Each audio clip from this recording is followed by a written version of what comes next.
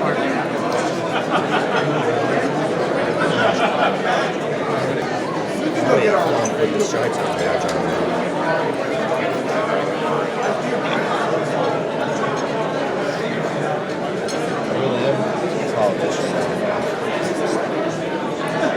Representing Chicago.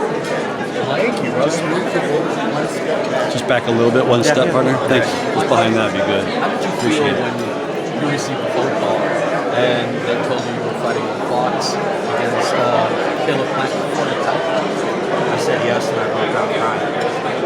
I mean, this journey I've been on has been incredible. I've been chasing this dream since I was 8 years old.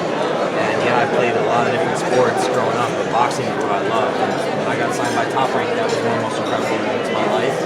Little did I know that lead to this. And so many people along the way didn't believe I'd be here, and now I get to fight and win the world title. So when I got that phone call, I just broke down crying. I knew how excited I was for this moment and that I wanted to be on this big stage. Now, you've been fighting at 175 light heavyweight. Yes, sir. When you got the call for, super middleweight title, a lot of people said, well, he's been fighting at 175. How is that going to affect you coming down to 168?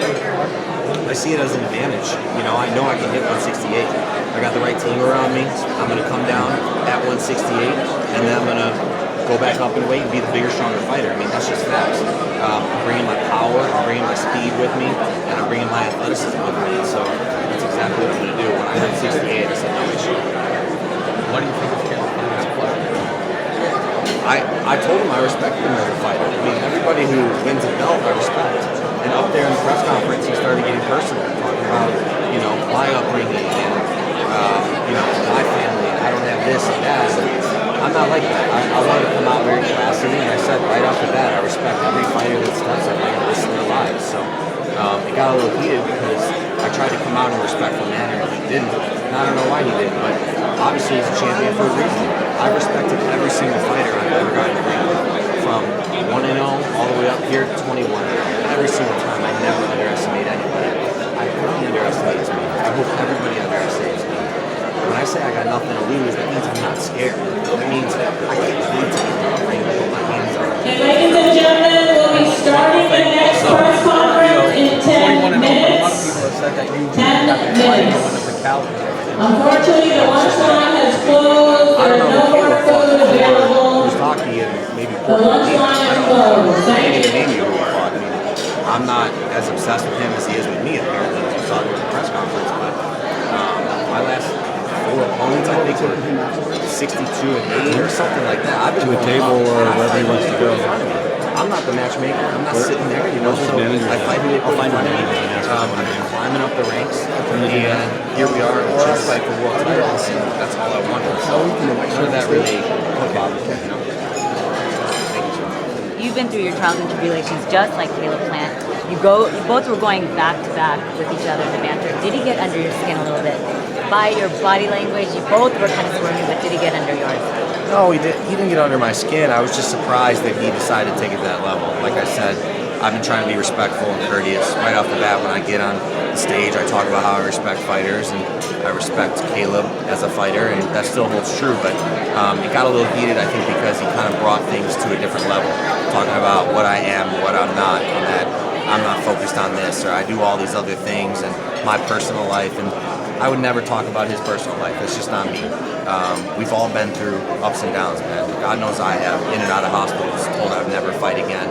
Everybody's had their issues, scars on my hands, on my nose, on my body. And, but I'm not going to sit up there and play the victim card, So I'll let him keep talking and talk about me getting into college. I busted my ass to get into college. My family came from nothing. My dad didn't even graduate high school. His dream, grew up inner city, and his dream for me was to get into a school like Notre Dame. So he busted his ass. He's standing right back there. He busted his ass so that I could be in this position and I could work my ass off. So I wasn't a legacy. I earned my way and I paid my way into Notre Dame just like everybody else. So me trying to educate myself and achieve a family dream, how is that something to talk down upon? That's the American dream, is trying to break the cycle. And to be the first one in my family to go into college, that was a dream come true. And I'm trying to continue that road of just lifting up my family. So if he wants to make fun of that, then go for it. You've come from collegiate boxing, all the other sports that he named, Subway commercial that a lot of people don't know. A lot of people don't even know who you are as a boxer. To the fans that are going to be tuning in, what can they expect to see of you, and what can you show the fans who you are? Well, I think I'm the person that I've been talking about at this press conferences and everything. I'm someone that takes this extremely seriously. I'm in the gym every single day working on my craft. I'm an athlete, I'm strong, I'm a power puncher. When I hit you, I hurt you. And I think the fans are going to see that. Best of luck to you. Thank you. Are you still signed to Top Rank? No. How did that dissolve? So are you now signed with PBC? Yeah, so we have been a free agent for almost 2 years now. Okay. Yeah. How did So when this conversation came up through my lawyer, Mike Borreo, talking with Al Heyman and Luis Cubas, that's kind of who orchestrated this, PBC and everything. And I said, absolutely. So I was a free agent at the time, and I was world ranked, so it was perfect. If you don't mind sharing about the dissolve with Top Rank, how did that come about? I mean, you know how the business is, man. I got some guys over there I really like. Bob Arum was good to me. Carl Moretti was really good to me for sure. So you know how it is. I mean, first of all, when I really dissolved from them, that's right when I got sick, and I was getting so sick, and we couldn't figure out until I finally got diagnosed with that autoimmune disease in 2013 what was going on. So my contract kind of expired, and I didn't even know if I would fight again. The doctors were telling me I'd never fight again. We were going from hospital to hospital all over, so I think it just kind of naturally dissolved. And obviously, you know how boxing is. It's like, but I have nothing bad to say about Top Rank, to be honest. They were great. They brought me up. They got me to 12-0. It was a really fun ride. I got to fight on some huge undercards, man. I got to fight in Madison Square Garden, Cowboy Stadium. Got to fight an HBO undercard, Chavez Martinez. So I've been around these big stages, and I'm grateful for Top Rank and Bob Arum. So you know the welterweights real well then. You fought on Manny Pacquiao's undercard, Cowboy Stadium. I fought a lot of Manny's cards in Vegas about 6 or 7 times. So he's a rock star, man. I love Manny Pacquiao. Who wins, Keith Thurman, Manny Pacquiao? Right after I said that, I know, I got you. You led me to it. You led me to it. I might backpedal. Manny's looked phenomenal. I think that he's gotten better and better. It's no doubt about that. But Keith Thurman's an incredible boxer too, and he can hit hard. I don't know who wins this. I wouldn't want to put money on it. And I know that sounds like a politician's answer, but I see that as a 50-50 fight, man. Because Manny's fast, but Keith's got that power, and so they're both really elite fighters. I mean, fans win that one. I couldn't call it. Now you're going down to 168.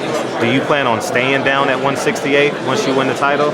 Yeah, really. Absolutely. So you think 168 would be fairly? I wouldn't say easy, but I want the biggest fights. So to be honest, when I think about that, the biggest fights are defending that belt or whatever it is, then no problem staying 65, 68. But if 75 have some higher fights for me, you know, like Chavez Jr., we were trying to get that fight for a long time. Who knows what weight that dude fights at now? You know, maybe I got to fight him at 200 pounds. Maybe I don't know. But 235. 235. That'd be nice, because then I could eat as much Chipotle as I want. Or Subway. Yeah, or Subway. I might have just gotten in trouble.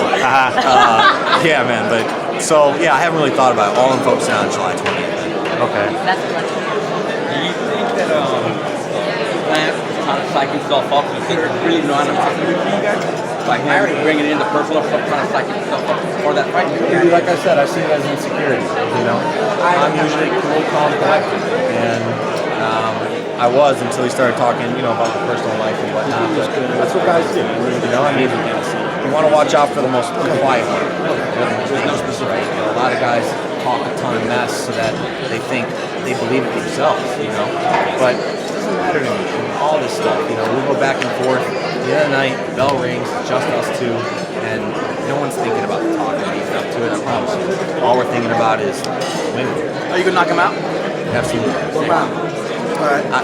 All right, you got one more. Yeah, what round You cut him off with a great. I don't do round predictions. But let me tell you something. I got power in both hands, and I know that I can hurt him. And I don't think he can hurt me. In fact, I know he can't. Are you comfortable with the 10-pound hydration clause for the next day? I got used to that with the last fight. Okay. I got used to that with, what did we fight for? The last junior world title. It was the NABO title. We had to do 10 pounds, and it was no big deal. So it is what it is, part of the sport. You know, when I knew it was a world title, I wasn't going to let that part of it stop me. Okay, yeah. Thank you. What's it gonna take for you to get that W? Me being myself. It's Mike Levy and Mike Levy. You're not gonna let any stuff he said intimidate you and throw you off the game or something like that? Do I look intimidated? All